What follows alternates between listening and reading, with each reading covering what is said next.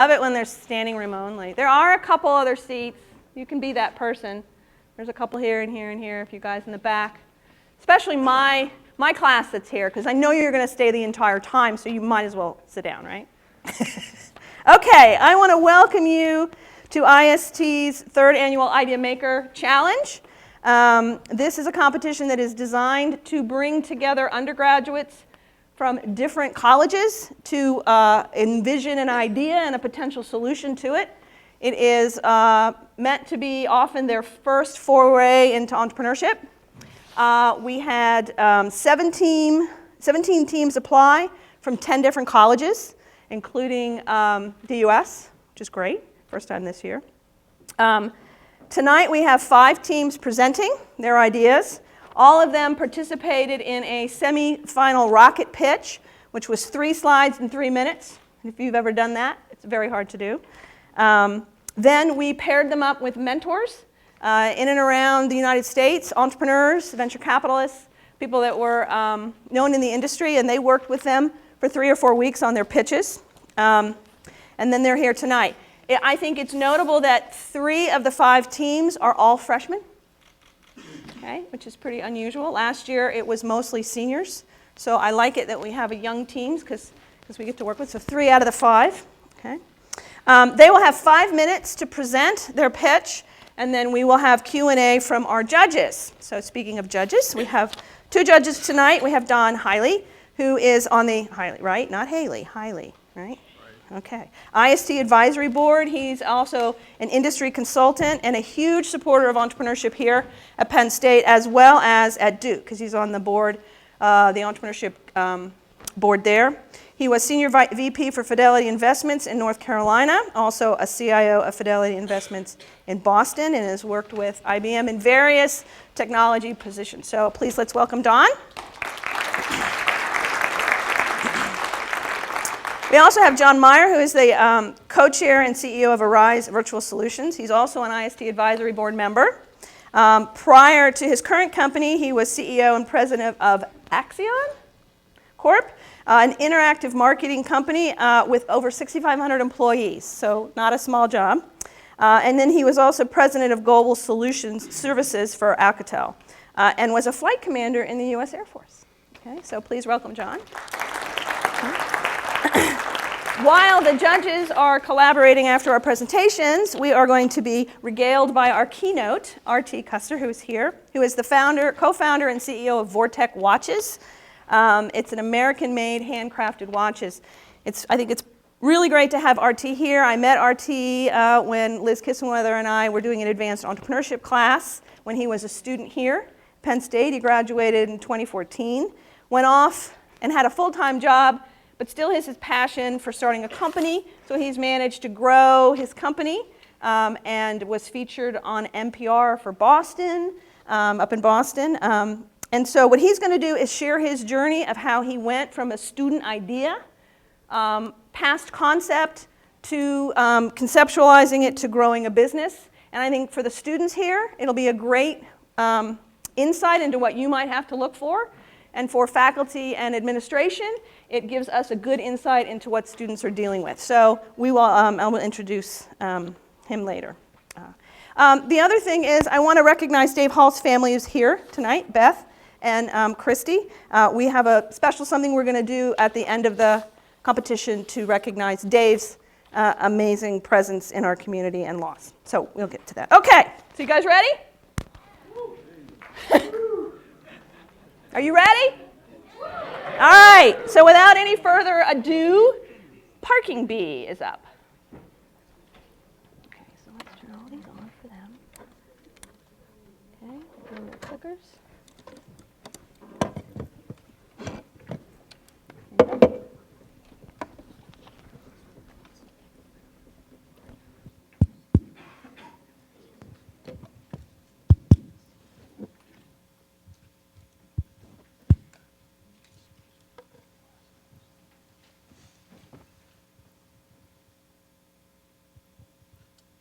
Hey guys, we are Parking Bee, and we help people make money renting out their parking space. So the cost of parking today has become extremely expensive in areas with a low parking supply and a high parking demand. Now, according to data collected by Colliers, the average monthly parking rate in cities is $160 per month. Now, if you own this small parking space in an area like Philadelphia, Boston, or Midtown New York, you'll pay a much higher price for that parking space. Now, the high cost of parking isn't just an issue in cities, it's become an issue in colleges across the nation as well. And the huge problem here is that the price of parking continues to rise year over year.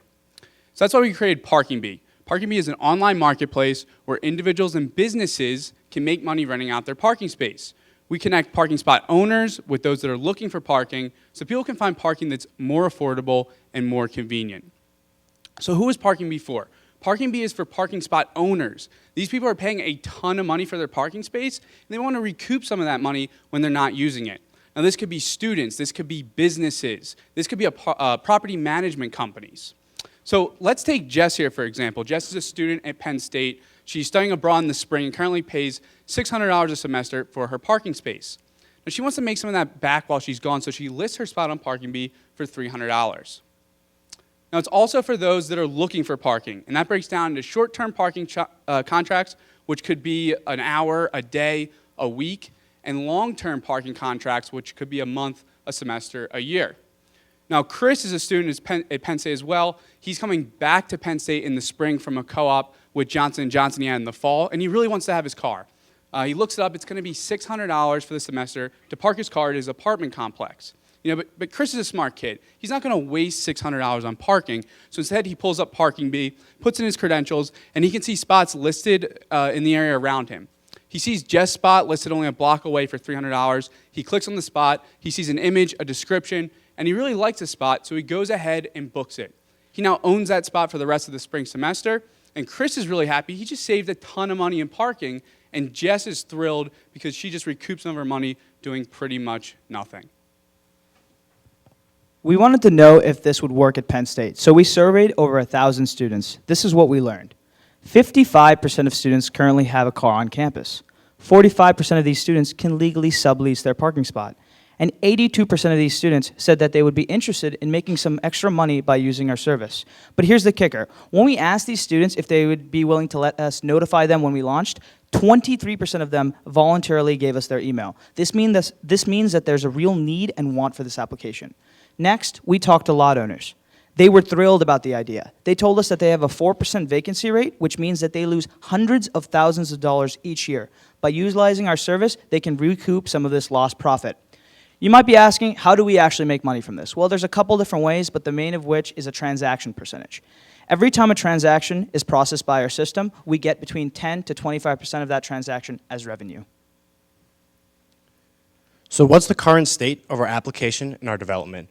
Our app is fully developed, and it's been in the hands of beta users for the past week and a half. We actually just yesterday submitted to the App Store, and the only thing between us and a full rollout is approval from Apple.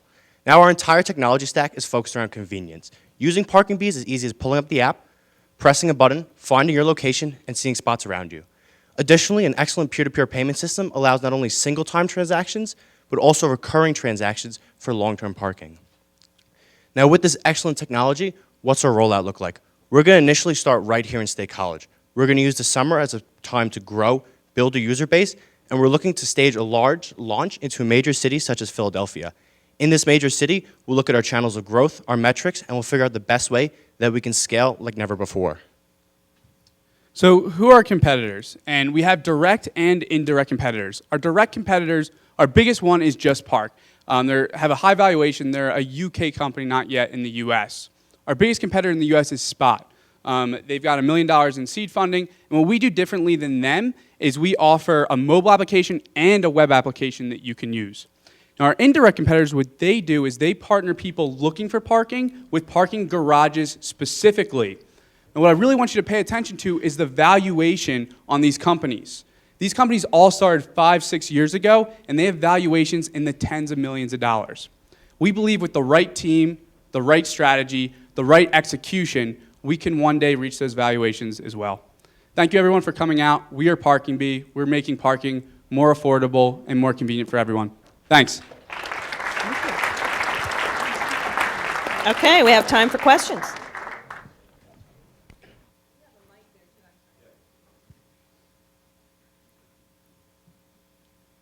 So when you're looking at the pricing mechanism on this and starting it to take college, especially in the summer, everybody's gone at the same time.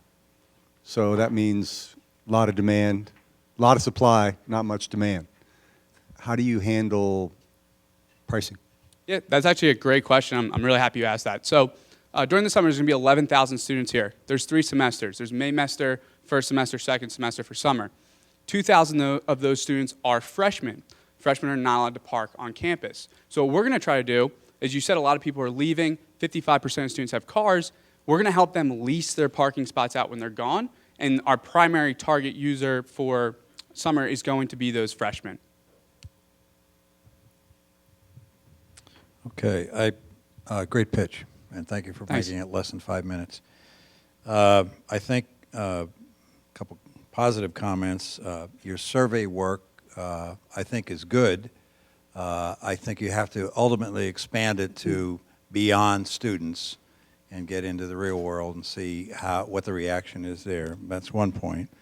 I would tell you I'd use this. I get frustrated occasionally, but I live in a place where it's not a problem, so only when I go somewhere bad. I appreciate your listening to competition. That's very important, and I think it's a good deal. I worry about your supply side. I know here, and I like the idea that your plan is to roll out to schools because you have those periods where the parking spaces come available. I think you have to do more work to understand if you got to Philly or New York, how much is there and how enforceable is the control of the space. So that's a big concern, but I like the idea. That's a good idea. Thanks. And let me compliment too. You covered a lot of this stuff very well. Is it too late to do this idea, though? Yeah, that's a great question. So it's actually not too late. So our indirect competitors right now are actually our main competitors because Just Park is in the UK. Spot is really primarily in Boston. They haven't grown to areas like Philadelphia, New York, here at State College. No one knows. You've probably never heard about either of these direct competitors. So it's actually we're at a good point because we can kind of see what Just Park has done successfully in the UK and kind of learn from what they've done well and the mistakes that they've made. That brought up another thought, which is when I look at a potential investment, I like to know if there is some secret sauce in the investment. So you've got Spot up there, so you're probably trying to steal some of their secret sauce. Do you have something that makes it hard for anybody else to do what you've done or plan to do?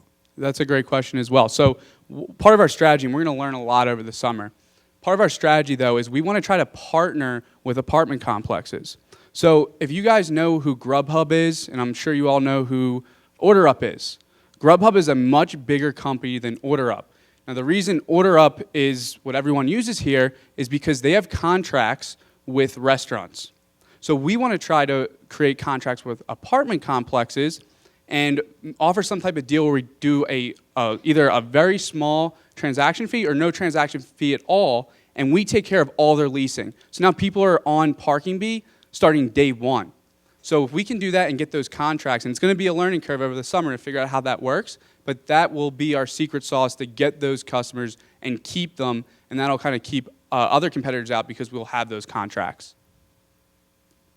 I would just tell you that's a long sell cycle to get those contracts. So you have to worry about that and get on it rapidly. Yeah, absolutely. And it might be a great idea, and you'll be able to get, say, all the available slots in a particular, but then once again, you're in the supply and demand quandary. Something you need to factor in on the IT or think about is maybe someone's going to have a different parking space because you're really only going to want a parking space for a week or maybe, so you might be in one place, and so there's an inventorying system that has to go along with that. Yeah, definitely. All right, thank you very much. Thanks, guys. Thank Okay. you. All right, next up we have Token.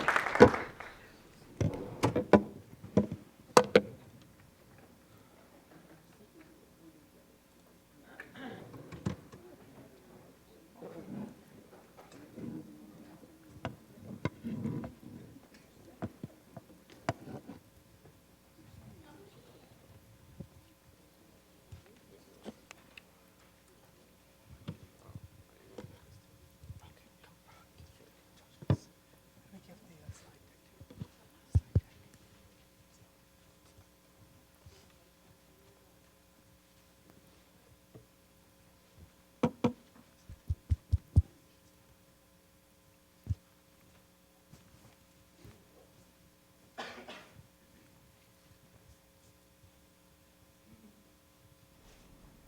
guys ready? Okay, you can go. In our, Hi guys, we're Token. In our global economy, there is a huge imbalance between the marketing opportunities for big businesses and small businesses. Just last year, Walmart and Nike each spent $2 and $2.4 billion on their marketing campaign. And now, as more and more people start to embrace technology, these companies are pouring more and more money into their mobile and web application efforts, advertising efforts.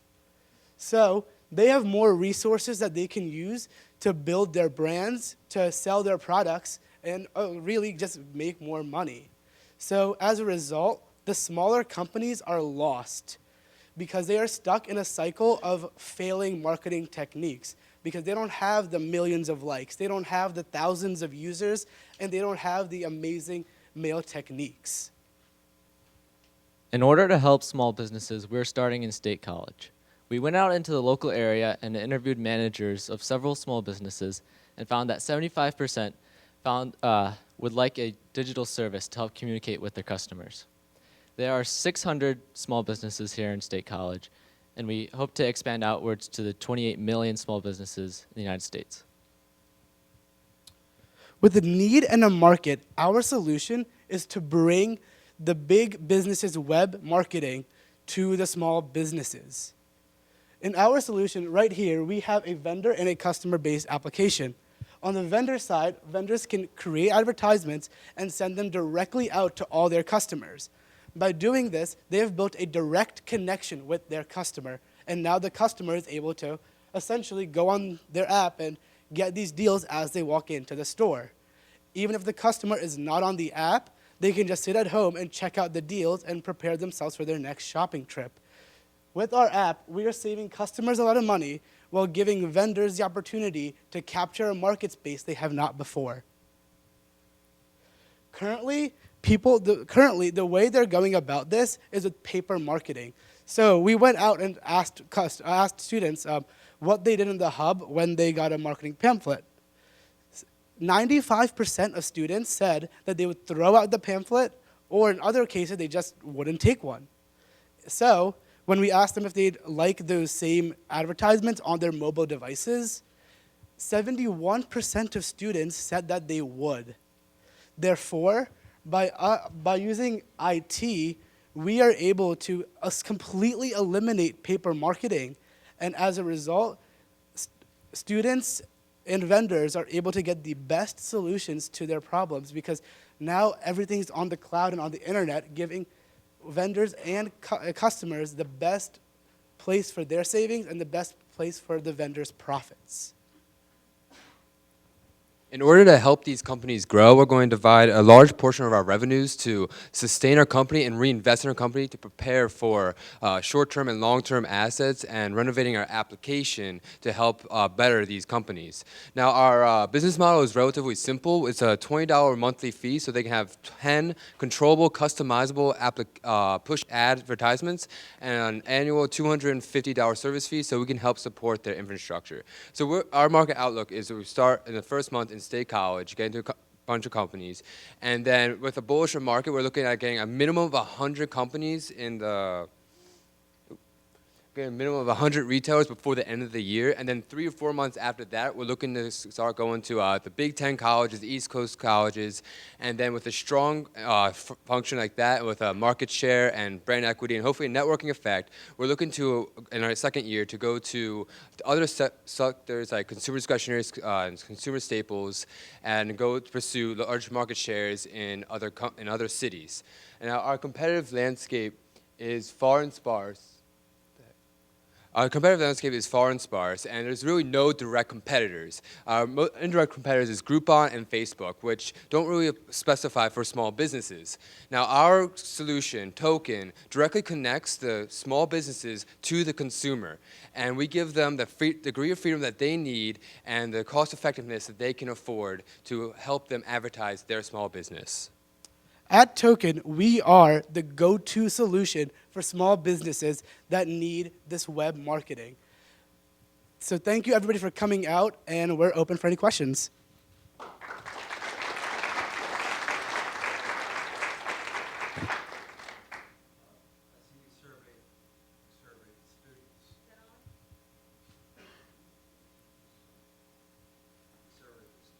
Have you surveyed the companies, the vendors in the State College area?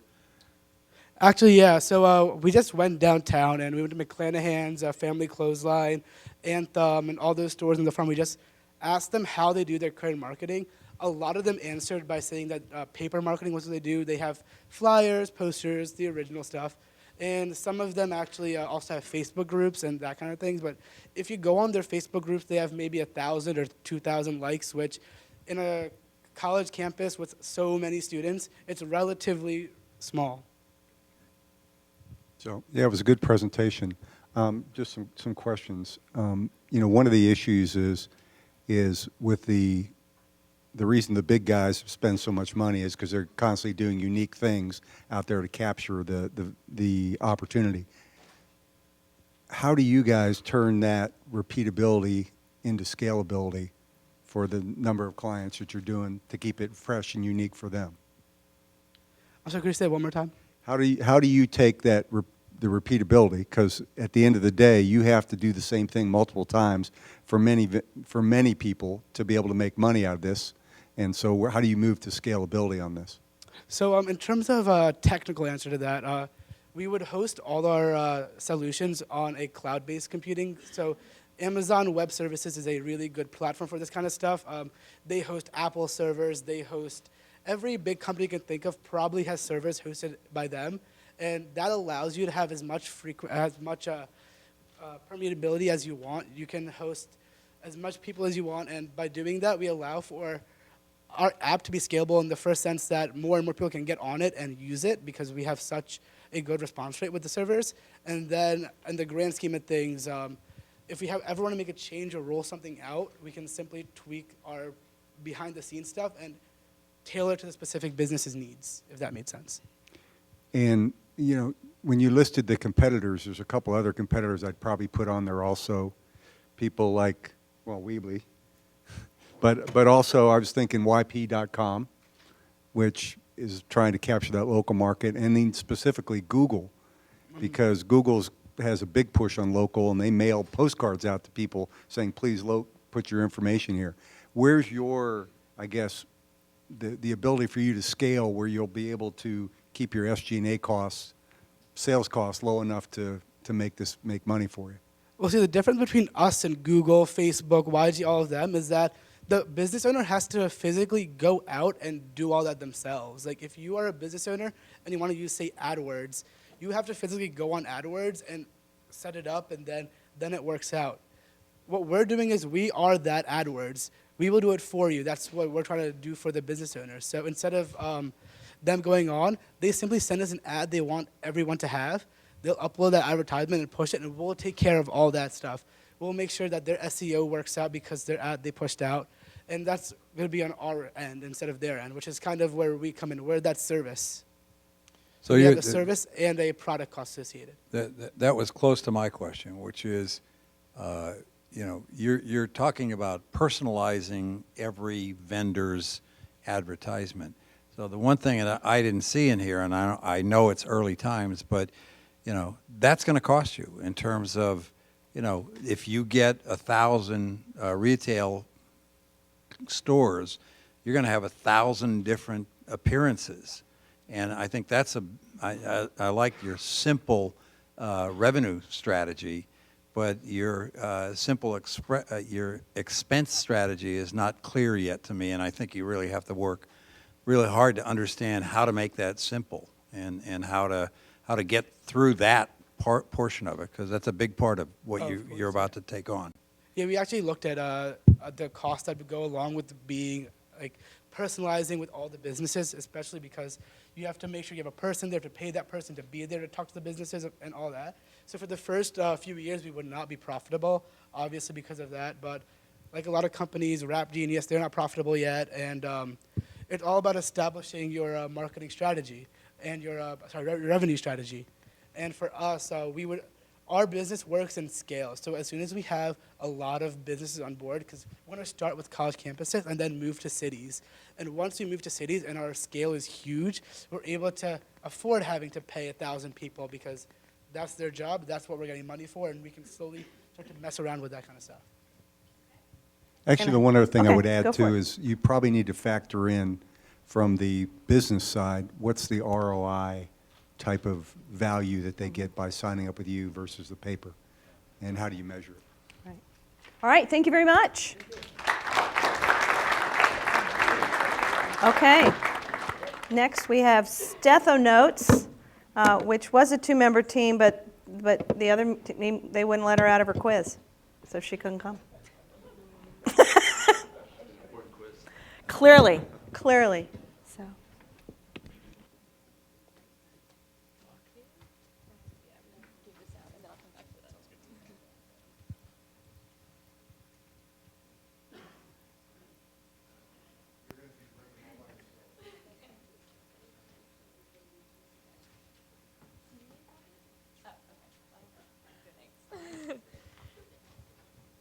On? Yes. Great.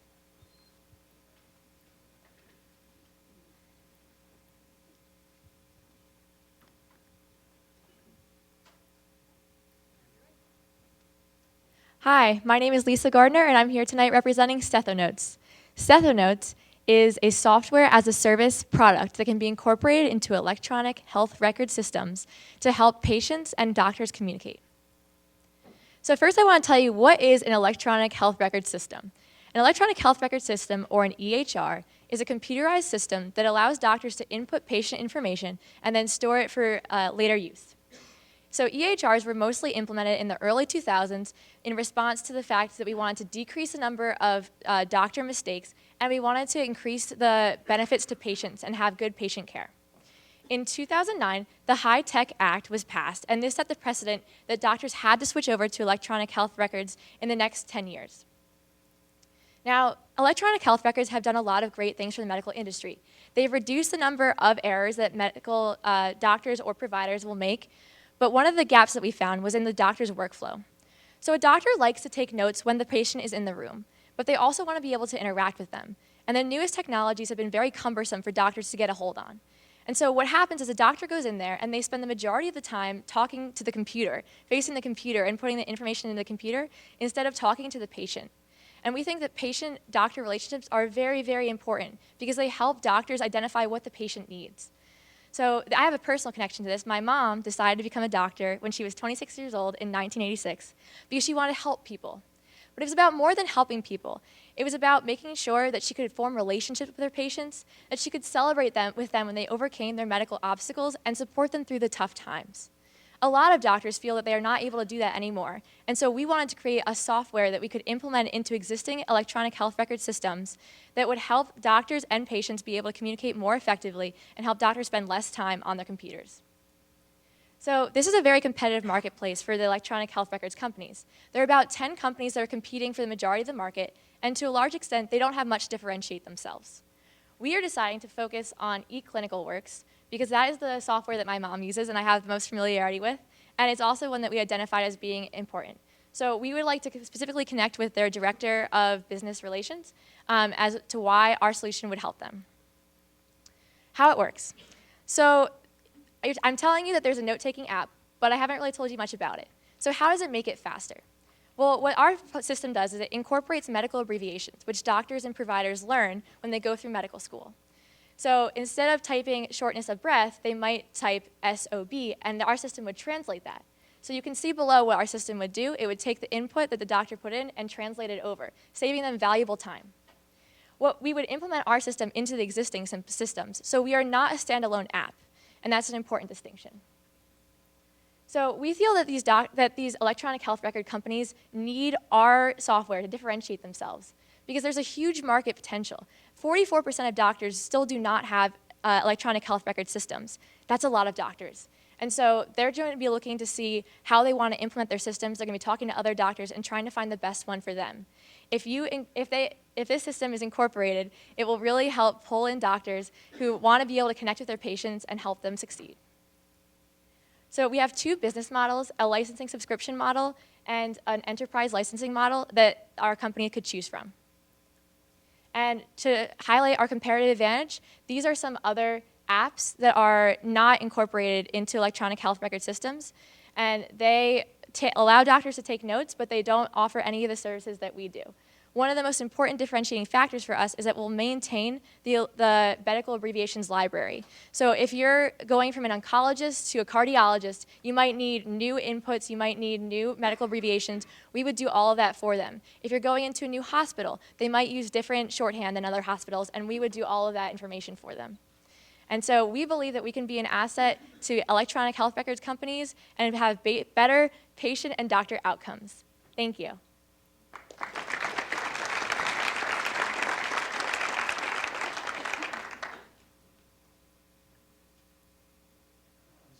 Clear how this helps you make a better connection between the technology and the doctor by using shorthand. Yeah. So a doctor standing in front of a patient. Yes. So basically what happens now a lot of times when you go in to see your provider is they might be sitting at a computer. I know I personally have had this happen to me. So they're sitting at a computer and they're typing in to fill out your records and they're asking you questions. But if they're asking really sensitive information such as, do you have an abusive partner? And they're staring at a computer screen and not interacting with the patient, they might not get a truthful answer and they might not be able to interpret the body language needed to understand that.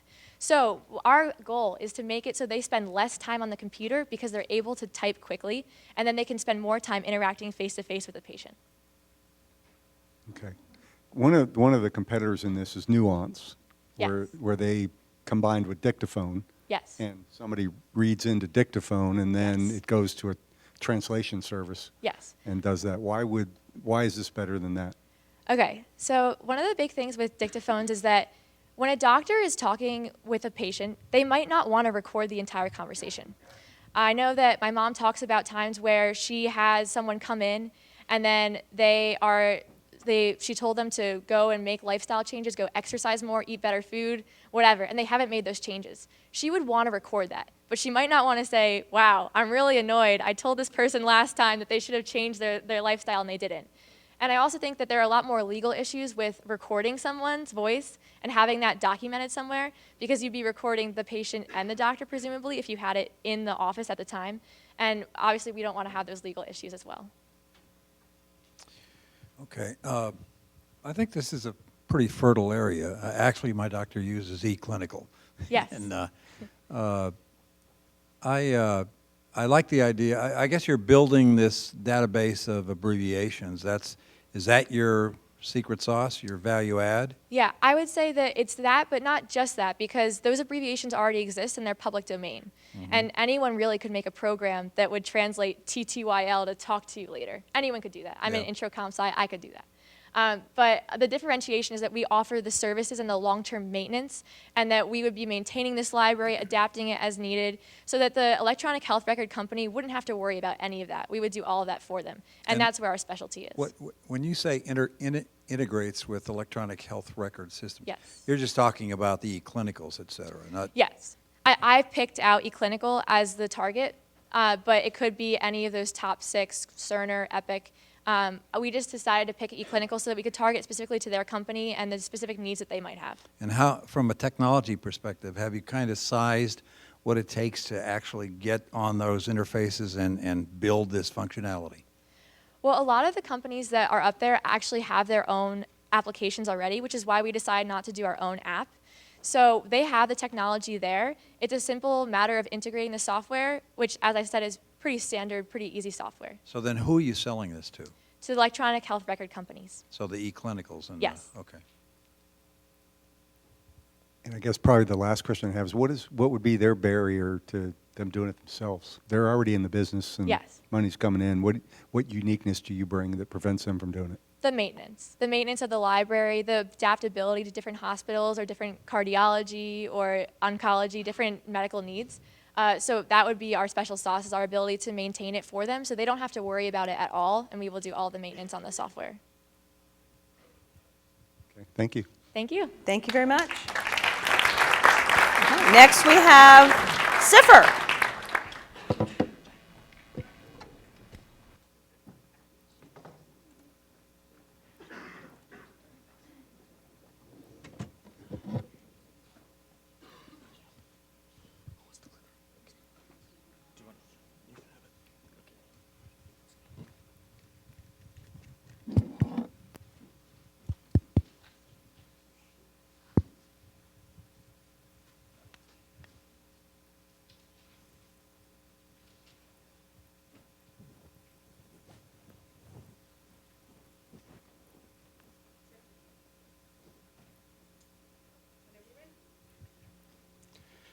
Hi there, I'm John, this is Adam, and this is Adlin, and we have a solution to help improve the educational experience for middle and elementary school students.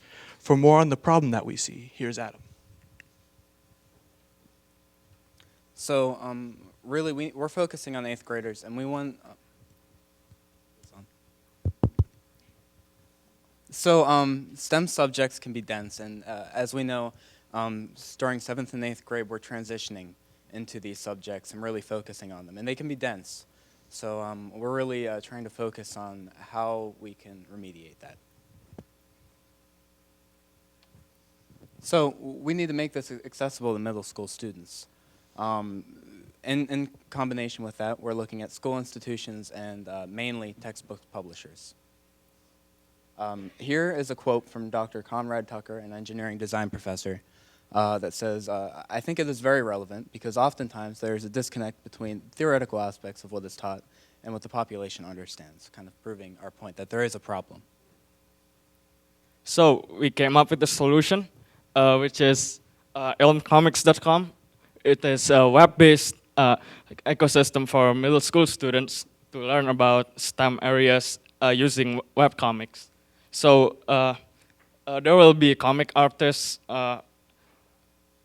school institutes, and also textbook publishers. They will collaborate with each other to make webcomics so students can learn easier. So this is the role of IT. Basically, we're making a website, and it is based on a cloud database management. So the creators could store information there easily, and then students can access it conveniently. And on the top right, it's the side-by-side reader, as you can see there. So when you try to hover the cursor on one of the comic panels, it will show which paragraph is it. And that one is the discussion board, where students can discuss the material with each other, and also they can discuss with their instructors. So our business model is simple. We plan to focus on textbook manufacturers to produce supplements for student learning.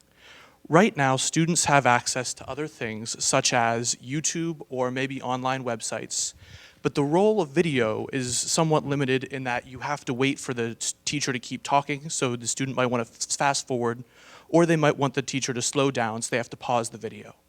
Our goal by using comics as a competitive advantage, next slide, sorry, is to allow for pop-ups to give students more resources and definitions where they need them, or possibly to bring them to new sites where they can expand their learning on things that they're more interested in.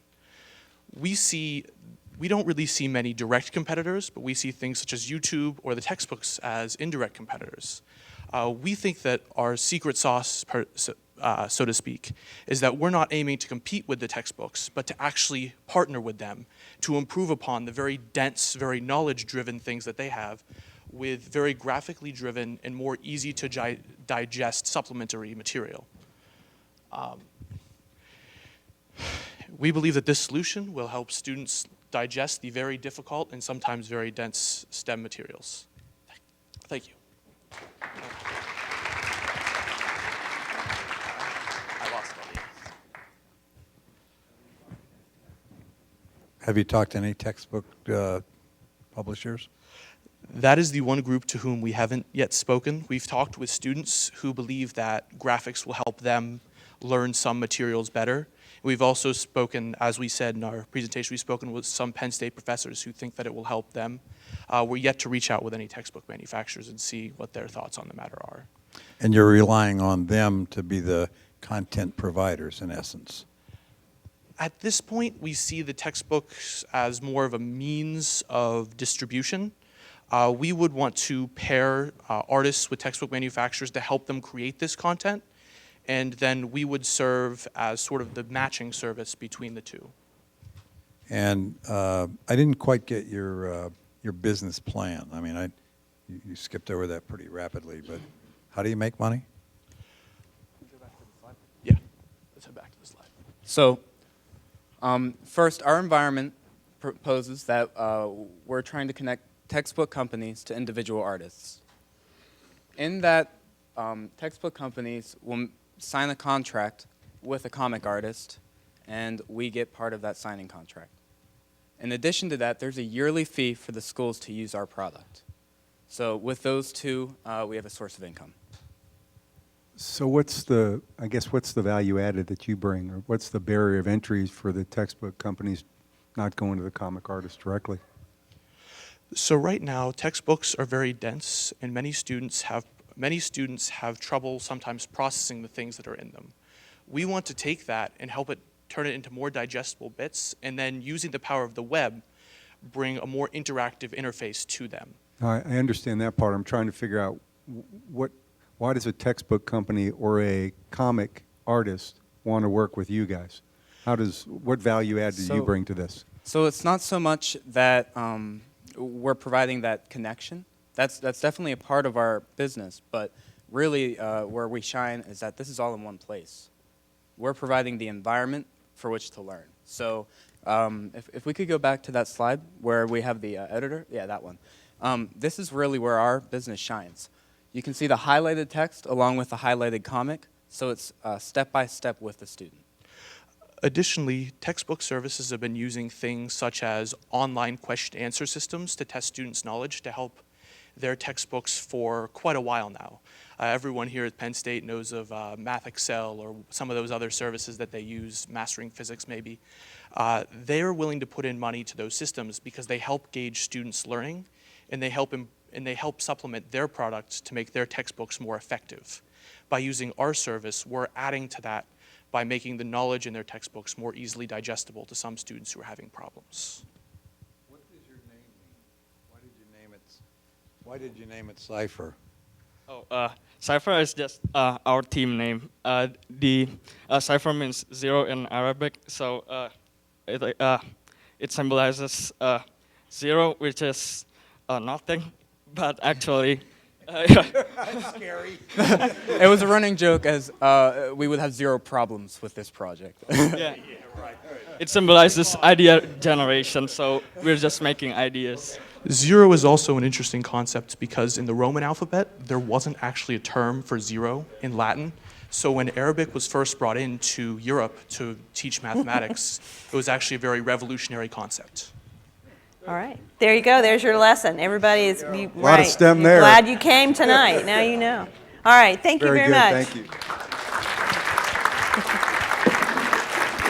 All right. So last up, but not least, is eMed.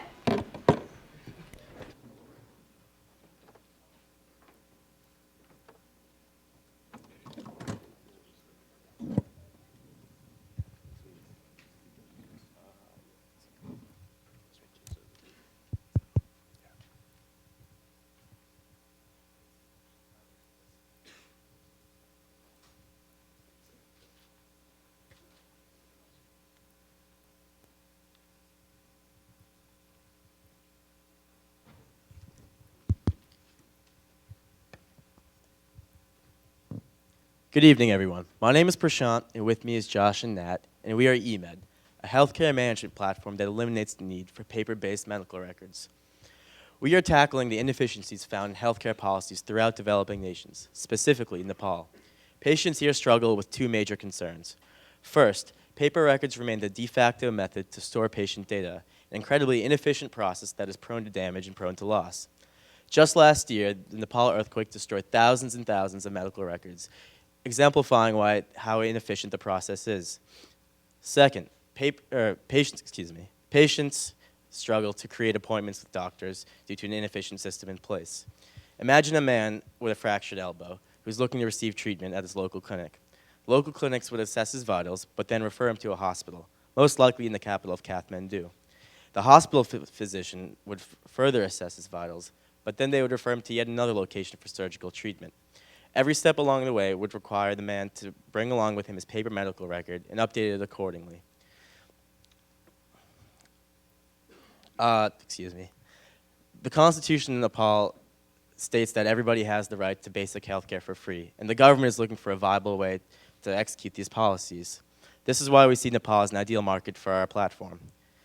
Out of the 29 billion people located in Nepal, 11.5 million lack viable healthcare options within 30 miles of their household. And of this subset, according to the World Health Organization, 8 million do in fact have access to digital media. This is our intended market. I want you to imagine that you are a Nepalese individual, and you're given the unique opportunity to use eMed rather than the paper-based system in place. You use eMed to create appointments with your doctors, as well as set up different appointments, as well as use it for various reasons. So let's say, for example, you break your elbow. You go onto eMed, you create a profile, and you use our doctor search engine to schedule an appointment with a specialist who specializes in bone fracture.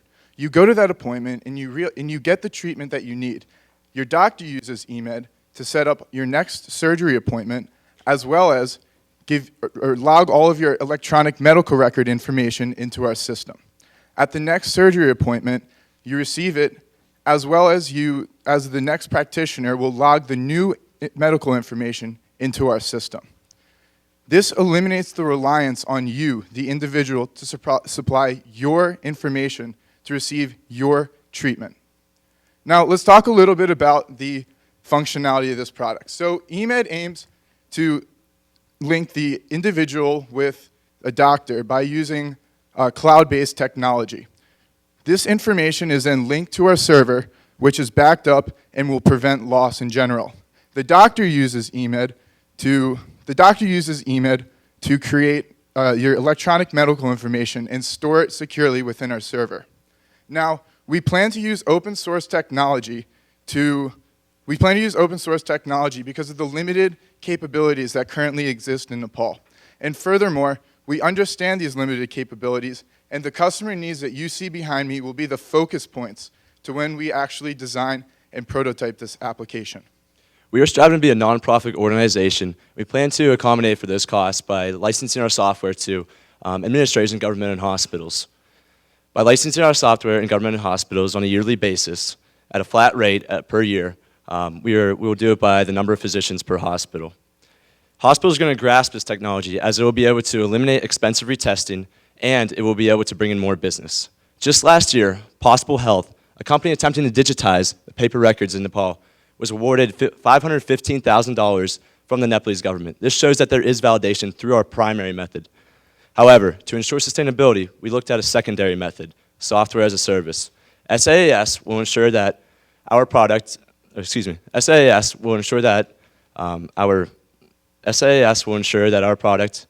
will be able to sufficiently fit our needs and what it needs to be. eMed is going to be the first to connect doctors and patients in a way that has never been done before in a mobile and affordable way. The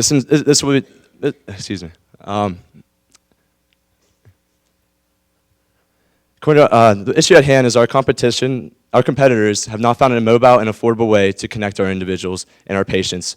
And our cloud capability will be able to connect these individuals in a user-friendly and connective experience. And this is exactly what eMed is. eMed has already become more than just an idea. We have reached out to individuals like Bakalpa, who is a IST student here. With Bakalpa, we have created the functionality that eMed desires, as well as reached out to Dr. Tucker here at Penn State. With eMed and the current system that we have in place, we intend to change progressive healthcare in Nepal and developing countries. Thank you.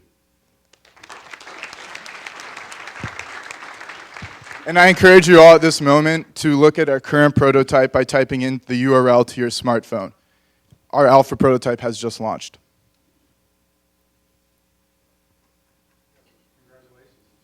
That's fantastic. One of the Nepal's, that'd be an interesting place to do it because, they lost most of their infrastructure. So how do you handle SaaS-based solutions in a place that doesn't have phones or electricity? Yeah, I can speak to that. Well, they're actually, according to the World Health Organization, 70% of Nepalese citizens actually have a mobile smartphone access, and that is our market. So they're able to actually use transactions and able to pay a monthly subscription. As I said, that's our secondary method. Our primary method is we want to license this to government hospitals. And speaking off of that further, one of the more exciting things is through Bakalpa Nupain, who is a PhD student here, we have reached out and actually assembled a team of unique individuals, computer programmers, current medical students, and actually doctors who are willing and thrilled to use this idea. These people have been our surveyors, and it's pretty well-known knowledge at this point now that Nepal desperately seeks a way to move towards the electronic medical record system. But not only so, they need a cloud-based solution because of the prone damages like the earthquake. Tens of thousands of documents were lost just last year, and with that, because of the inefficiencies in the current system, because they do not have the medical records on hand, it led to very long wait times and unfortunately death in many cases. And just one last thing. Part of the reason Possible Health, which Josh referenced earlier, the reason they're at a standstill right now is they were operating on a localized EMR system, not a cloud. And like you said, their entire infrastructure was destroyed by the earthquake. So we even contacted them, discussed that with them, which is why we sought to look at a cloud-based solution. So I guess you picked Nepal because someone knows Nepal or because you saw such a massive need? What was the... It was kind of the crossroad between we see such a massive need there, as well as Bakalpa Nupain, who is our primary source of contact. He's a PhD IST student and a citizen of Nepal. Okay. So through him, we really got together and we saw the need and discussed it, and we basically created all the functionality of the EMED server and the EMED cloud to target the progressive needs of the Nepalese people. And these are real needs of people. I saw you want to use open source, but I didn't quite get, is everything, you have a demo now, is everything already available? That you're just kludging it together? We have a basic back end built with SQL. The front end, we're going to use Bootstrap and Node.js. So what you see on your smartphones is AngularJS. It was programmed. And we really have used our team, our points of contact in Nepal to make the functionality of this app meet their progressive desires. And it's not just a solution that we are coming up with. It's a solution that other companies are looking into. But the thing that really differentiates us from the competition is that the cloud-based service and the data management through cellular, web, and mobile accessibility makes it so unique to this different market, and it makes it accessible to so many different individuals, and it will make a huge difference in a lot of people's lives. And we hope to get a prototype and a working prototype out to Nepal this summer. Have you contacted the Nepalese government? We actually contacted the member of the International Finance Corporation of the World Bank, and through him, he put us in contact. We didn't speak directly to them, but he was contacting them and relayed the information back to us. So we have been in contact and making moves towards the Nepalese government. And also, they don't have HIPAA regulations like we have here. They're looking and they're really desiring this progressive solution to a real problem that's there. And through our team, Bakalpa, Dr. Conrad Tucker, who has agreed to create the modern algorithms or healthcare algorithms for our product, these are all things that will make this product accessible and viable to these people and their desires in Nepal. I guess the technical question I had is the information going to reside both in the cloud and on the mobile handset, or just in the cloud? It's going to reside in both, but patients won't be able to, change their blood type or change past medical history. It'll just be a view-only thing for them.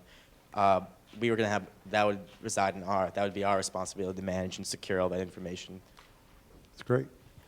You have a demo, but how far along are you in terms of toward a full system? I mean, like we said, we still have to localize it. We have a back end built and a front end where you can fill out a doctor. Say you're a doctor, there's a doctor button where you can fill out all the according information. There's a patient button. We can fill out all the according patient information, and we're progressing that. And ideally, we plan to launch this towards the end of the summer, around August. And you're a nonprofit. Nonprofit. But your funding would come from the government? Come from our primary method would be the Nepalese government. They would provide us funding through that. And as I said, they do have money, so it's not like it's not available. And we're only looking to cover our cloud server costs and the maintenance and labor to cover those cloud servers. How about long-term maintenance?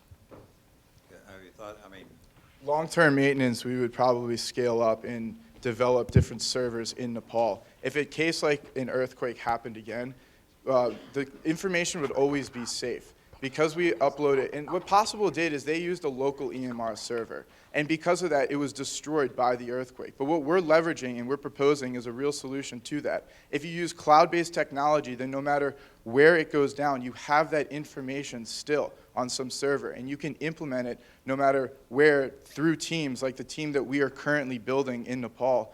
Through these teams, we will be able to leverage our product and hopefully scale it up, make more connections with more hospitals and more doctors, because the more hospitals, the more doctors that we connect with, the more successful this product becomes. this is a good idea, and the other longer term, this could be used. I said this is a good idea. But longer term, this, I mean, you're going nonprofit, but it could be useful in many other places too. And it could. This is great. We could spend all night. You guys are awesome. We intend to go to other developing countries too. All right, that's okay. You got that in. All right, thank you. All right. So while the judges are conferring in the green room, I want to introduce RT, and RT is going to regale you with some of the struggles of taking a business from an idea to a scalable solution.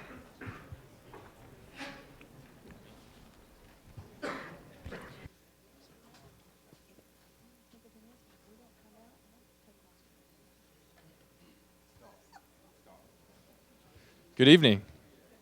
Is this on? It's working? Thanks for having me tonight. I'm here to stall while they do that. So I'm not going to be funny. I'm going to actually be pretty serious and hope that's okay. Got my cheat sheet here. But I just want to talk about going from being the idea guy or gal to the CEO and what it's like to get from there to here. I pitched in the first IdeaMaker challenge 3 years ago and had a lot of fun with that.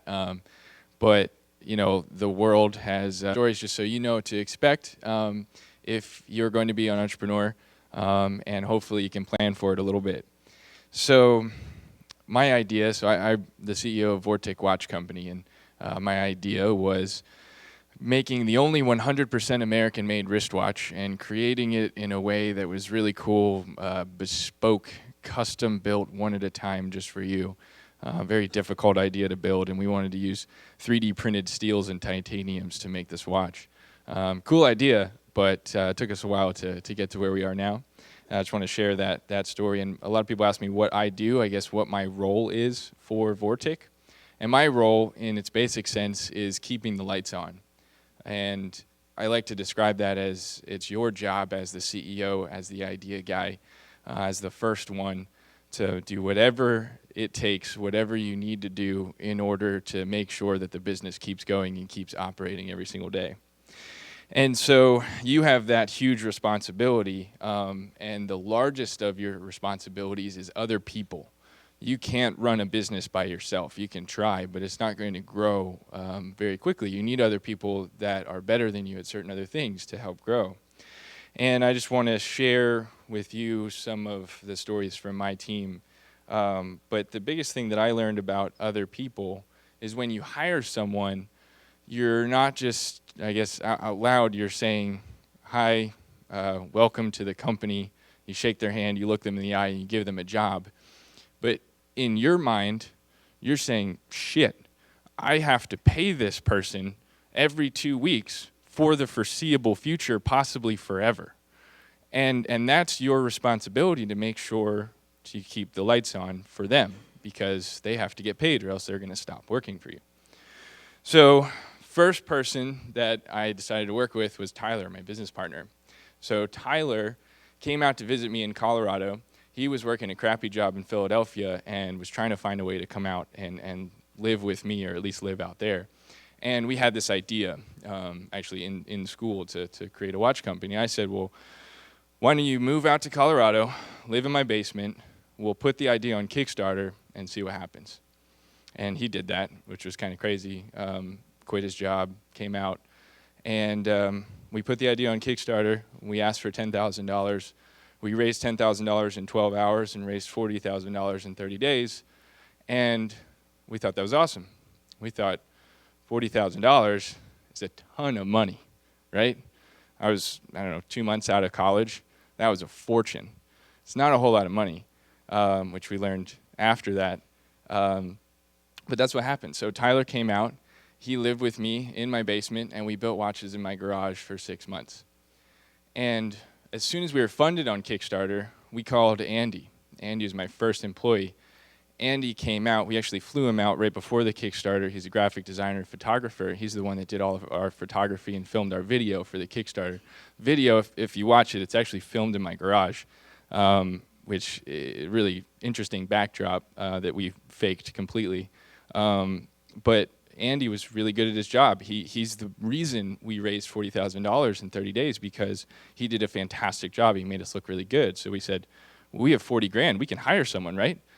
And we did. So Andy came out and also lived in my basement. He actually slept on the couch in my basement for 2 months working for me until we made enough money to afford our own shop, and then they moved out shortly after, which my girlfriend at the time was really happy about. And Andy, basically, just a little bit about him. I mean, he was working a call center job here in Philly, and we called him up and said, hey, do you want to take a 50% pay cut to come out and work for us? And he said, yeah, why not? And so he did. And so he came out, took a huge pay cut. I just gave him a raise last week. I'm really proud to say that. He earned every cent of it and earns way more than that. But he came out and, like I said, lived in my basement. We grew the company from there. Since then, we've been featured in New York Times, Boston Globe last Sunday, NPR. Like Lee said, been really lucky. That team that we've been able to assemble has helped us out and helped us grow. But the one thing we realized running a watch company is that, our first hire was a business partner, our second hire was a graphic designer. We kind of forgot the fact that we actually had to make the watches. So our third hire was a watchmaker or an assembler, someone to actually build the watches. And that's a guy named Jimmy. And Jimmy, we found, friend of a friend. He was up in Alaska working on the railroad in Alaska, making $35,000 in a summer, just killing it, having fun as a mechanic on the railroad. And we called him and we said, hey, you want to take a 50% pay cut and move from Alaska, come to Colorado and work for us? And he said, sure, why not? So at that point, I had to look him in the eye and tell him that I was going to pay him every 2 weeks for the foreseeable future, and that he would be assembling watches. Jimmy has helped us increase our quality control and has personally assembled every single watch we've sold in the last year, and I can't thank him enough for that. And I also just gave him his first raise. Now, recently we realized that at that point, we had a pretty good team going. We had an assembler, we had graphic designer, we had myself doing sales, and Tyler just keeping all the pieces together. And we realized, okay, we're making custom bespoke watches and we're using antique pocket watches as the base. We have to restore each one of those, and we were paying other people to do that. And so finally, our fourth hire was an actual professionally trained watchmaker. And he had apprenticed with a local guy for a long time, and he was going to school down in Nevada. And we called him up and we said, hey, you want to drop out of college and come work for us? And he said, sure, why not? And that's what he did. So Kyle, my most recent hire, he joined us about 3 months ago. He was going to school to be an EMT. He had trained as a watchmaker before that, and just didn't like working in the back of a jewelry store. And we approached him and we said, how would you like to be in the front of the store? Because what you do is the most important thing. So we're going to put you in the front. You're going to interact with the customers. You're going to show them how the watches are made and make them right in front of them to give the customer the best experience possible. And he loves the job. And we love working with Kyle. And so that is basically my team, you know, how we got there, how we got to where we are now. And really, what I wanted to come full circle and hopefully get across is that you as the idea guy or idea gal, as the CEO, as the founder of the company, you have an extreme amount of responsibility to keep the lights on. And there's going to be a point, I guarantee it, where you'll be like me. You have 4 employees, and plus you, that's 5, right? But you only have 4 people worth of money. So you have to decide at that point, and that decision point is twice a month for me. Every 2 weeks, we have to decide, do we have enough money in the account to write this check and make payroll? And you have to decide, do you pay yourself or do you pay everyone else? Do you let someone go, or do you write a check that you might not be able to cash? And at every point in time, every time you have to make that decision, if it doesn't re-energize you and motivate you to get up, get out, and sell another watch, which it is for me, or keep the lights on, then maybe that's not the right idea. So, but if you are motivated and you get up and you go out and you make it happen and you keep those lights on, that's what it's all about. That's the feeling of going, and that's when the idea becomes the company. So, thank you. That's all I have for you.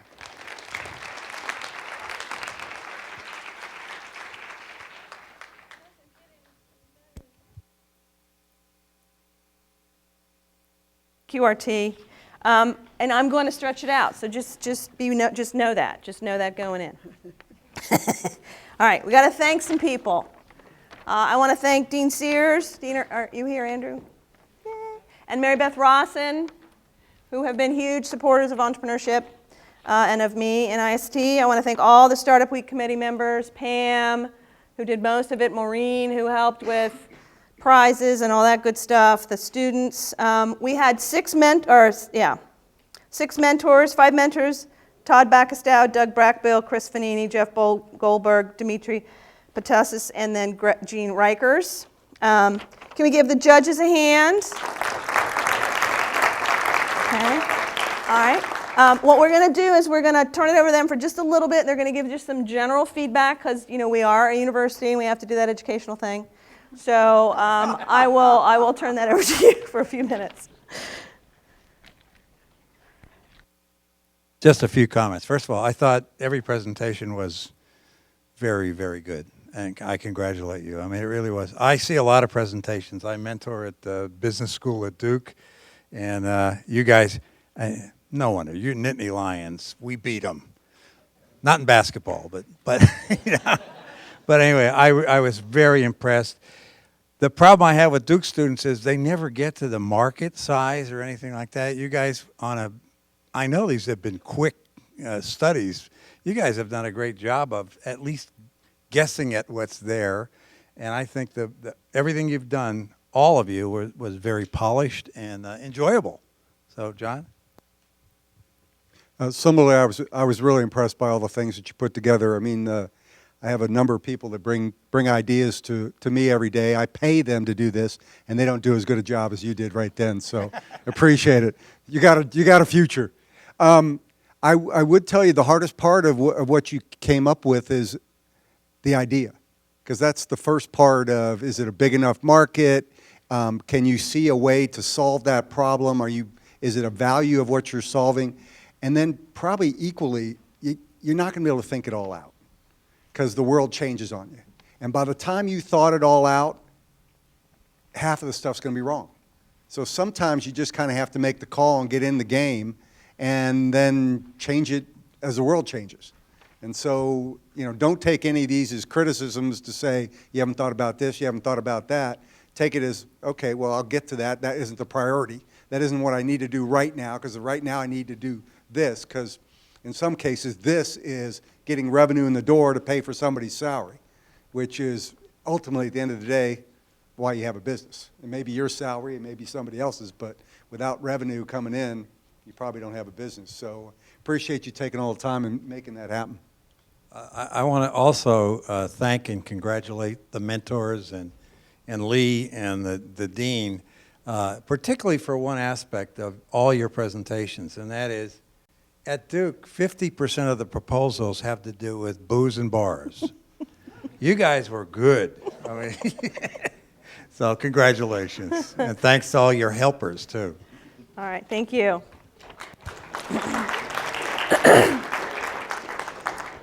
So this year, like I said in the beginning, we lost a great leader and a mentor and a friend.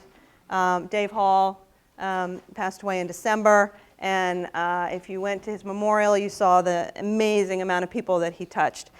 He was instrumental in getting this off the ground. He came to me in 2014 and said, we need to figure out a way to get students from outside of IST and inside of IST to work together and to collaborate and to think about the big ideas that they have to tackle every day.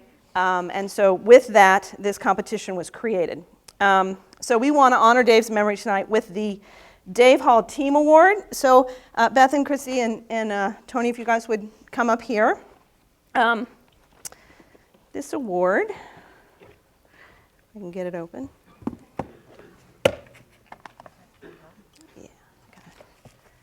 So this is the Dave Hall Team Award, and it's presented to the team that best exemplifies the spirit of collaboration and innovation. And so Tony at first is going to say a couple words. I can't hold this and say the Okay, I will hold this. You say the words. So, as Lee just mentioned, this past year, the university and this college was shocked with the loss of Dave Hall. Oh. Sorry. Yeah, I'm sorry. Not loud enough. Yeah, there you go. Thank you. So this past year, the university and this college was shocked with the loss of Dave Hall, our esteemed colleague, and for many of us, a very close friend. Dave was instrumental in the formation and the establishment of the College of IST from the very beginning. And many of us on the board, the IST Advisory Board, have had the privilege to work with Dave, first as a professor, then as a renowned researcher and center director, as the dean, and then finally as the former dean.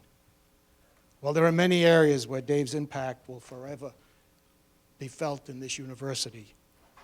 He is the one who lit the entrepreneurial spark that was ignited here at Penn State through the creation of Startup Week. And that was especially insightful at the time he did that. Now, in spite of his success, Dave also recognized the limitations of Startup Week. He wanted to do something that created more of a spirit of collaboration and innovation. And his final idea was the creation of the IdeaMakers Forum. So, in order to honor Dave, the advisory board has come up with the idea of creating an award, establishing the David Hall Award to be presented to the team that best exemplifies the spirit of collaboration and innovation. And I guess what we have is one of those awards for... We have one for you and for you and for Sonia. Oh, Yeah. thank you. Yeah, so that's, there you go. Thank you. Yeah. Thank you, everybody. Yeah. Okay, all right. Yeah, you don't need to say anything if you don't want to. You're welcome to if you want to, though. All right, thank you so much. Okay, now we're going to actually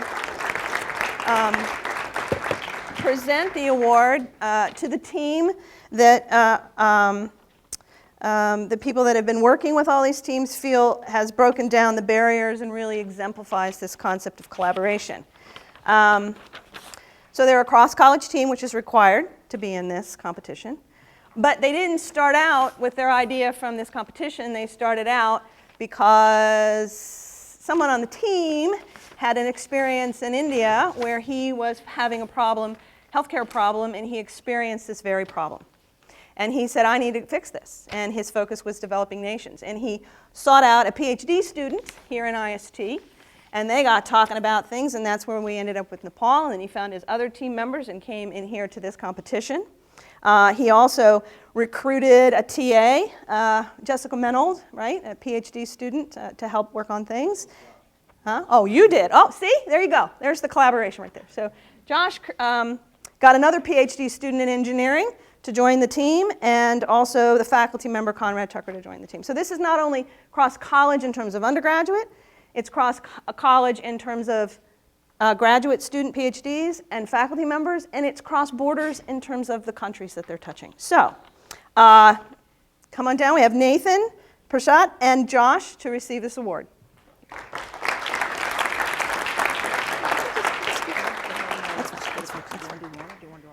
We'll just do. Okay. All right. You each get one. You don't have to share, but we're just going to do one for now. You just get one for now. Okay. So another round of applause. Okay. We'll get.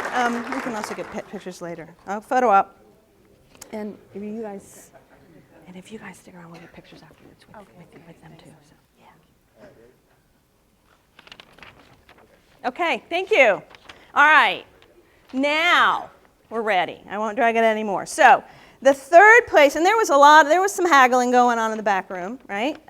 But third place is the winner of a Jawbone Jam Box, which is pretty cool. It's like a speaker. It's big, and it's orange because those are our colors. And that will be provided to the team at Pagula tomorrow. And the third place team is Token.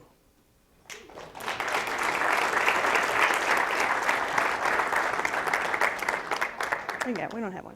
We can come down. It's a little shake, and then you can hang out on the other side. Congratulations. Congratulations. They lost a couple team members because it must be at another exam. There you go. There's an exam. It's that educational thing again. Okay.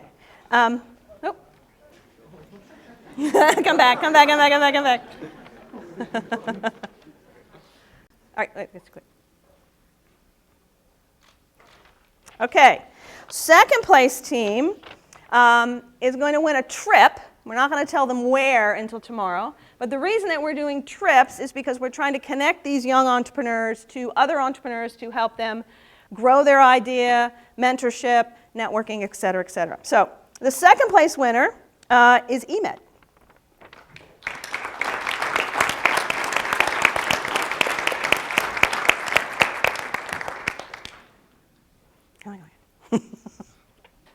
Thank you. Congratulations. Thanks. Congratulations. Good to see you again. Okay. Okay. The first place winner also gets a trip. We're not telling them where yet until tomorrow.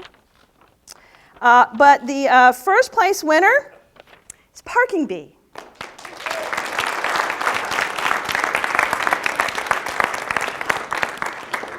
Okay. All right, so that concludes the 2016 IdeaMaker Challenge. If you are a student that is presented, please hang around because we've got to do this photo op thing, and we'll do some photo ops for you. But thank you all for coming. I appreciate your support.